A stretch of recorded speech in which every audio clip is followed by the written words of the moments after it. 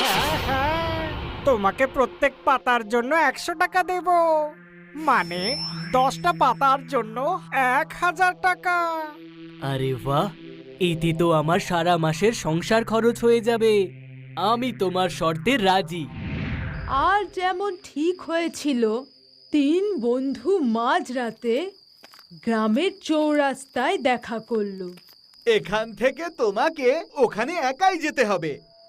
আমরা তোমার জন্য এখানেই অপেক্ষা করব। হ্যাঁ, শম্ভু মাঝরাতে একাই রওনা দিল। তখন গভীর রাত, আর জঙ্গলে শিয়ালরাও চেঁচাচ্ছিল। শম্ভু কিছু শব্দ শুনতে পেল, আর তখনই ওর সামনে দিয়ে একটা সাপ চলে গেল। ও একটু ভয় পেল, কিন্তু ও দাঁড়ালো না। ও হাঁটতে